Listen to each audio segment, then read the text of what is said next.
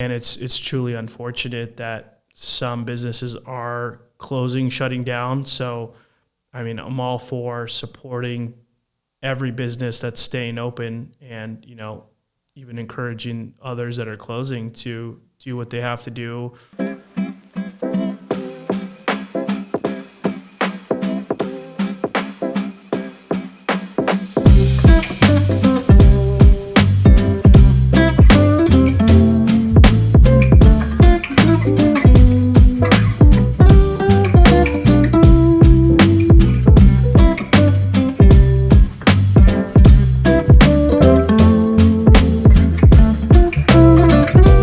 Hey guys, and welcome to From the Ground Up. My name is Fernando Crisantos, and today I have my personal friend, Mena, who's also one of the top 10 producers of Hardcourt's International real estate. He does residential, I focus on the commercial, and we've been able to work together on some deals where he'll pass me on a commercial deal or I'll pass him on a residential deal, and able to help each other with our expertise.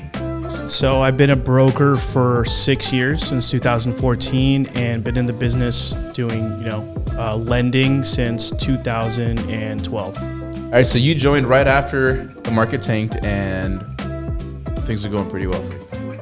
Yeah, I mean, it's been quite a journey. Obviously, joined like a lot of people join real estate, thinking it's going to be a walk in the park, just going to be super easy. But I'll be honest, I think I knew it was going to be a challenge, but I still wanted to join real estate business and do what I could and see if I could succeed. Okay. It's obviously a very difficult kind of industry to break into. Right. Especially in California, especially in SoCal. Especially in Orange County. Orange County. Yeah, right. I mean there's so many competitors, there's so many people that have influence already, people that are born into influence, and probably like myself, you weren't born into influence. No, not at all. I mean, I think in real estate, you got to have your ducks in a row. So many people come into the business, they don't have the right savings, they don't have the right support. It's extremely tough. That's like, going into the NBA without the right coach, going in without the right skill set.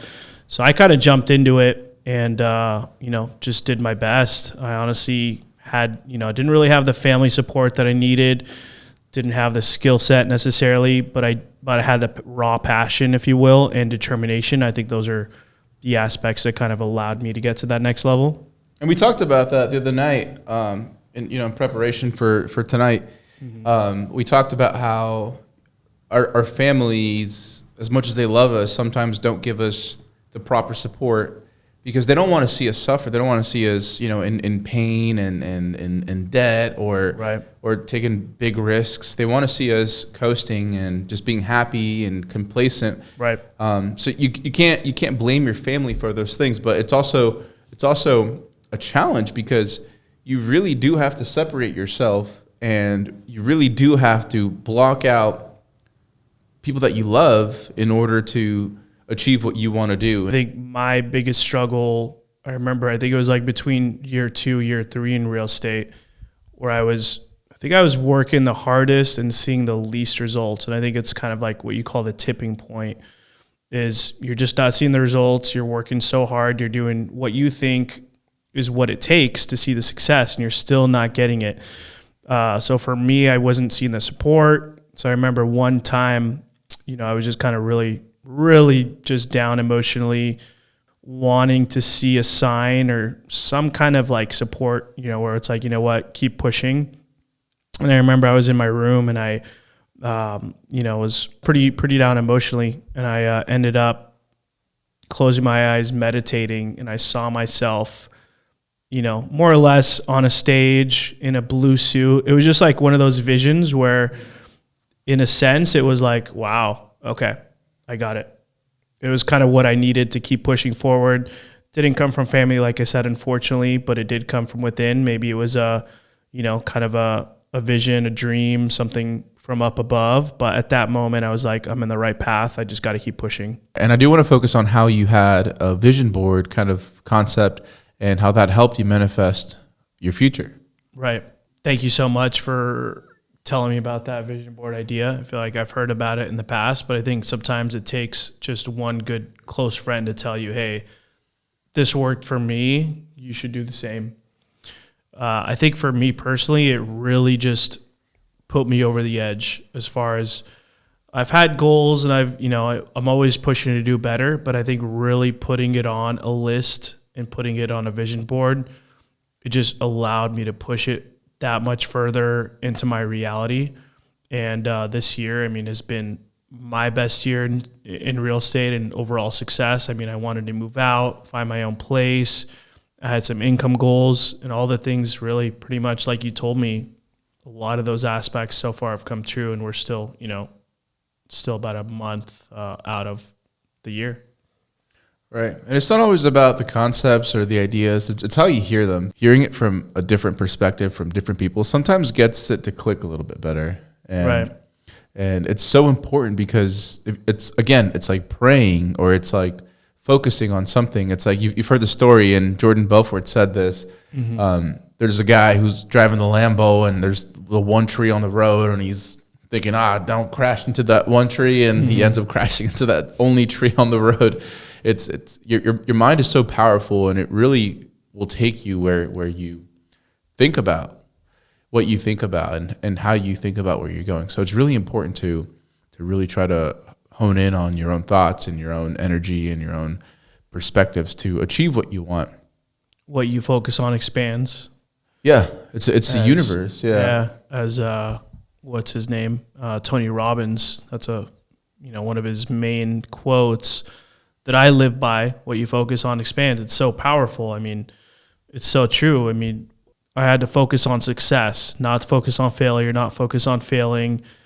We all fail. We have to fail to succeed. I think, you learn and then you fail forward. And that was my biggest success, is that I allowed myself to fail. I've taken jobs I didn't do so well at. And I think that set me up for success in real estate, because real estate, you have to be able to, take those no's and eventually keep pushing till they become yeses. And that's how you succeed. So funny you say that. I was listening to a little interview podcast that Mr. Wonderful did, and talking about how he wishes that all his viewers fail so that they can have something to overcome and grow from. You've heard the story. When one door closes, 20 more open, and that's so true. It's so important, because sometimes what you're doing, what you're working at, is not what is going to make you the happiest or the money. Sometimes we do things out of being complacent or just being mediocre and being comfortable. There's nothing more dangerous than being comfortable.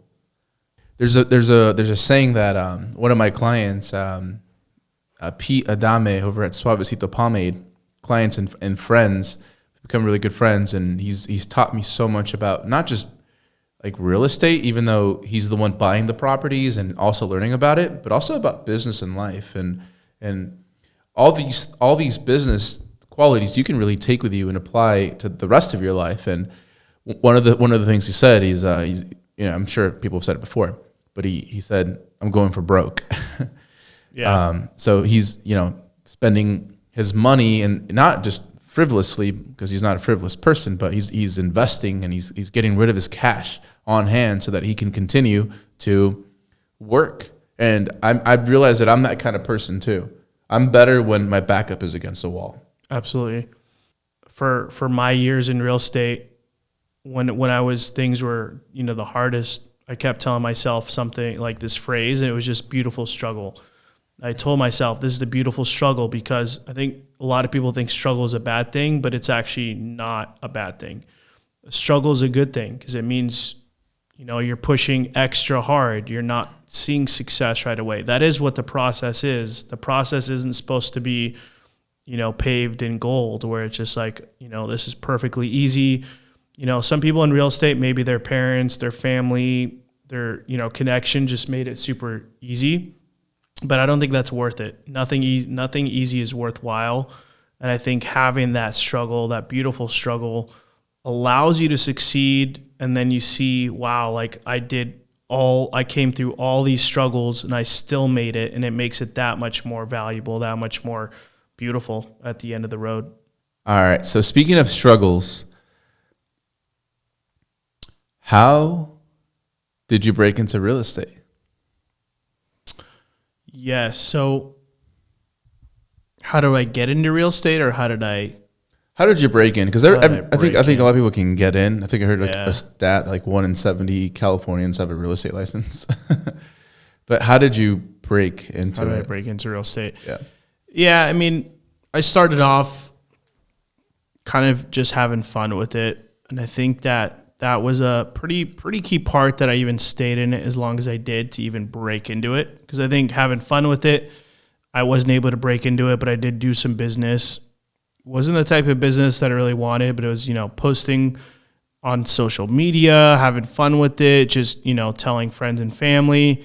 And I think that's a good like starting point, but it's not going to get you the next level. So I think the way I really broke into it and got to the next level, I just had to be really serious and really focus on a certain market. And for me, it was the luxury coastal market. And, I went after expired listings. And I think going after expired listings, you allow the top agent to try to sell this house, because let's be honest, like the top agents, they spend hundreds of thousands on marketing. And, as a newer agent, you just can't do that.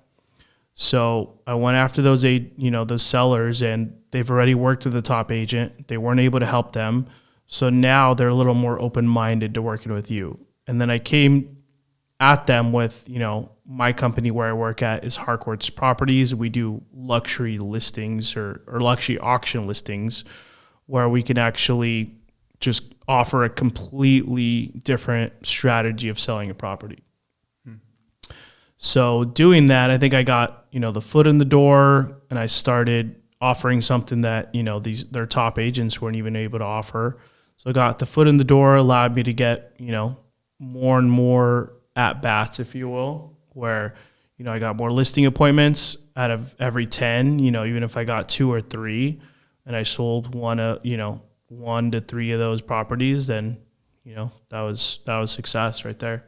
So if you had to break it down, what are the top 3 things you would give a brand new agent that you think would separate them from everybody else? I would say number 1 is just figure out which market you want to work with. I grew up in Huntington Beach, but it didn't excite me to work in Huntington. It really excited me to work in Newport.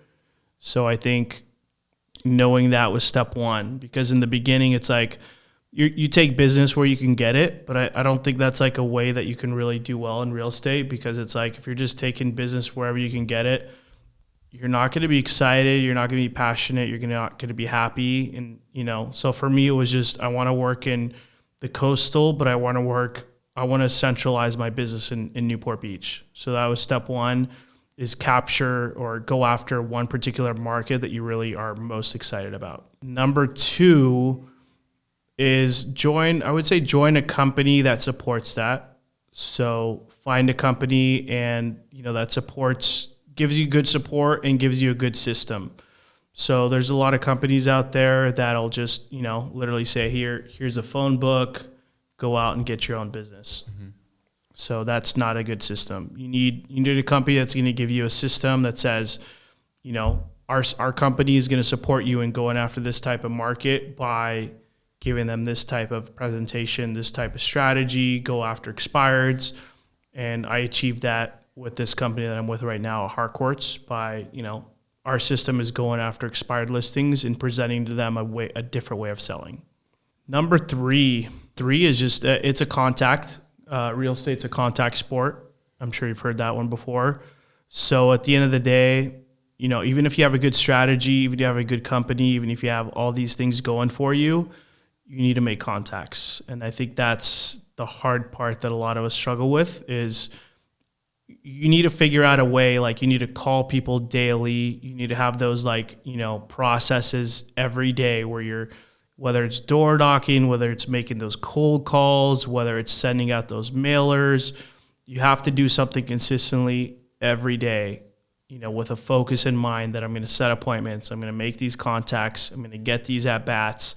And over time, it's just a numbers game. You get 100 at-bats, you get 100 listing appointments, you're going to get at least, even if you're, the worst agent with the least skill, you're going to get 10 you're going to get 10 listings, just people that are super motivated. You're the first agent they met with. They're going to meet with you.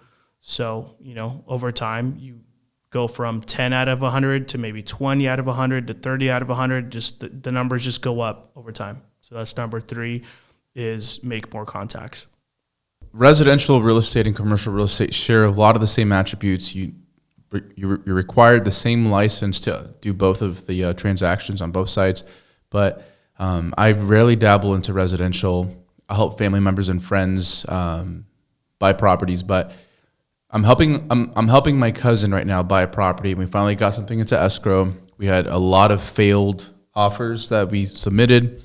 What are some tips that you'd give home buyers right now trying to lock down and acquire a property with the competition going on? I mean, it's very cutthroat. It's competitive. People are waiving all kinds of contingencies and all cash buyers coming in. What are some strategic tips or advice that you would give to home buyers right now?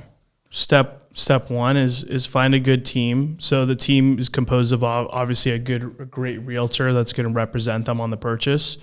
But the second really big aspect of that is finding a really great lender.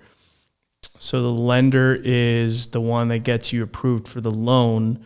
And you want to definitely make sure they're a great lender that's has like a great process, and B is just really passionate about what they do as well and has like a solid strategy. Because I've had, written offers where the lender wasn't super involved and it didn't help one bit, especially if there's multiple offers. You want a lender that's going to go to bat for you and really, call that listing agent, tell them, hey, our buyer is super strong. Here's their FICO, here's their approval letter, and they'll go out of their way to call the listing agent and just tell them all the, top attributes of why they should work with you. I mean, obviously just writing up the contract in a good way. So like you said, contingencies are pretty powerful. So I think just kind of writing the offer in a strong way. I mean, you don't have to waive all your contingencies, but I think if you know the neighborhood really well, you've already looked at the house, hopefully you've looked at it in a way where maybe you can waive your contingency for the inspection. So most of the time, most home inspections, like they just kind of come up with like the basics, like, fix this outlet, fix this little light. There's usually nothing major. And mind you, you can still do your home inspection, but you don't have to write that it's going to be contingent upon that inspection. Right. So I always had the people that I friend, my family and friends, whenever I helped them buy a home, I always insisted they did the home inspection. Yeah, you should always do one. Right. It just tells you what's wrong with the property, what you could fix, and absolutely not necessarily what's wrong with the property, but just like small little things that you should be aware of. Exactly. Because you never know, there's going to be a short somewhere that you can just call an electrician and have it be a quick fix. Absolutely. Yeah. Okay. So in terms of inspections, of course, people can waive whatever. Yeah, they could waive whatever. I wouldn't say it's a good idea to waive your appraisal, because at the end of the day, I think that's like a lifeline. Because if the home appraises for, well below what your offer is, then all of a sudden you don't have a way out. If you have to come up with a difference. So if that's $50,000, then your buyer has to come up with that. And if you do waive the appraisal, it's really important to have an agent to help you make that decision, to be able to look at comparables and to have the experience to show you that if you do waive the appraisal, it'll still come within range. It'll still appraise pretty close. Yeah, because right now it's super competitive. Again, with my cousin, I asked them, because they've been looking for a while. They almost bought the first home that would accept them. Right. But I really insisted on them not waiving those inspections once you got past like $30,000 after asking. But on this specific property, it was asking.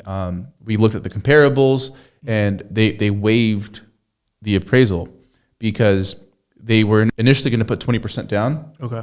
Only decided to put 10% down and had a little buffer zone of cash to be able to come out of pocket. And I told him, if that's the case, you're paying to get this property. Right. You're paying out of pocket to get this property. But that's what they wanted to do. And, of course, it's always great to advise them that that's the best decision if that's what they want to do. Right.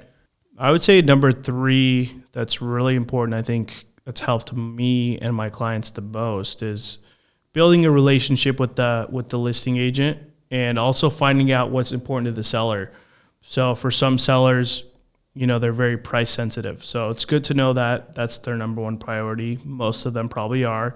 Others, maybe it's more the terms, which the terms could be, hey, this seller's elderly. They're going to have a lot of time needed to move out. So, you can write in that we're going to give them a 30-day lease back for free, or we're going to give them a lease back for, 90 days at this price. And that could be extremely important because that seller may have a ton. I have a client right now that, unfortunately they passed away. So I'm dealing with their kids, but they have a lot of stuff they have to move out of the property. So for that type of offer, you need to write in, hey, we'll give you up to 60 days escrow.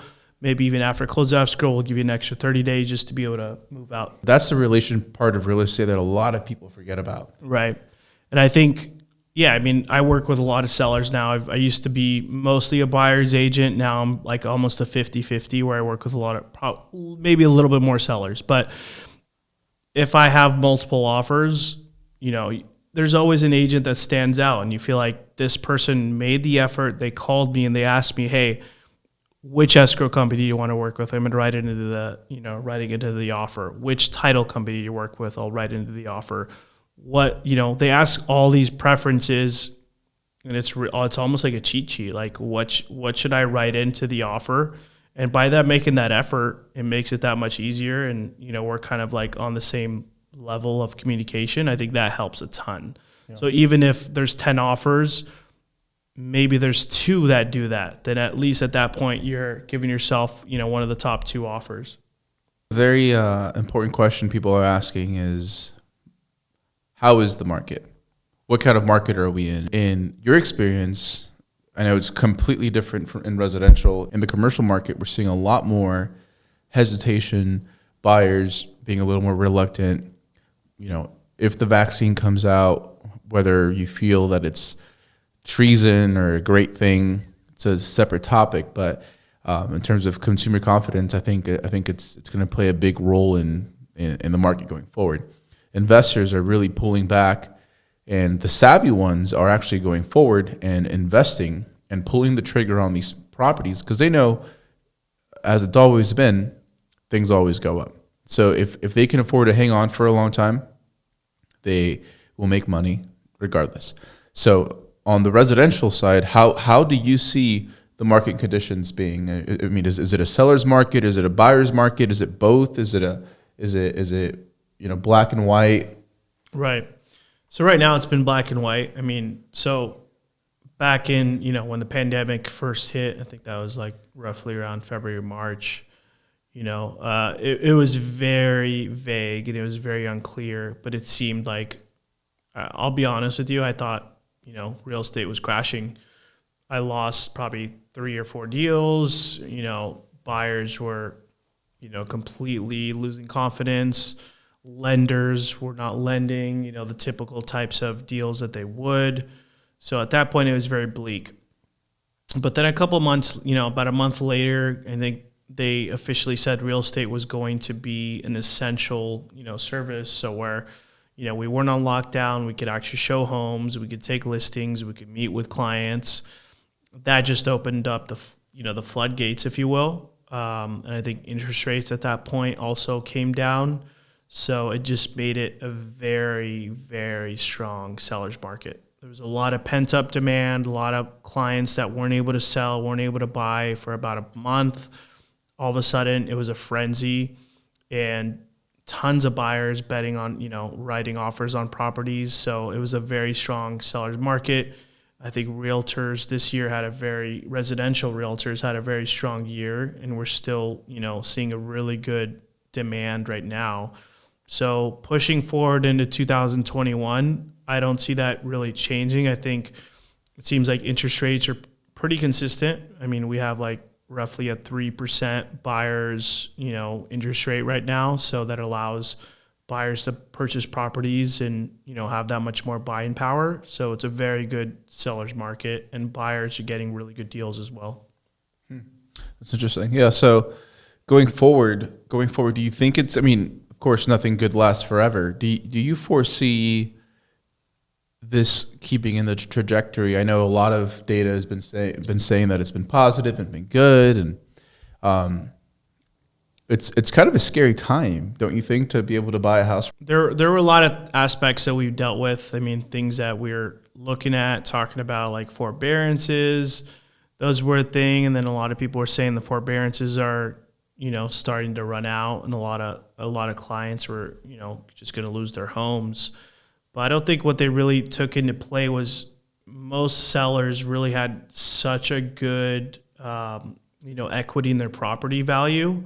So even if the forbearances really ran out and they weren't able to make their payments, they were able to sell their properties and still be in a really good position. So I think these are aspects with the high market prices. Right. Right. Yeah. So there's really not a lot of data to show that the market's going to go anywhere downwards. I mean, I think right now we're a very solid market in residential. Obviously in commercial, things could be different. But looking at residential, things are pretty solid and interest rates are pretty low. There's really not a lot of data that's showing that there's any spike in foreclosures, any spike in distressed type of properties or short sales to the point where those are the things that kind of you see the onset of maybe a potential crash, but there's been none of that data that we've seen thus far. Yeah, I mean, and this is just speculation, but I feel that a lot of people are being dried out of their funds and their savings, and money is really getting dry with a lot of families, and they're almost being forced to sell income producing assets to be able to have cash on hand or debts or obligations they have to pay off. So it's kind of a sad thing to watch, but I think that's what's causing a lot of the transactions right now on the residential side. Not a lot of mom and pop owners own commercial, I would say, and a lot of these investment companies are coming in and buying up all this residential real estate right now.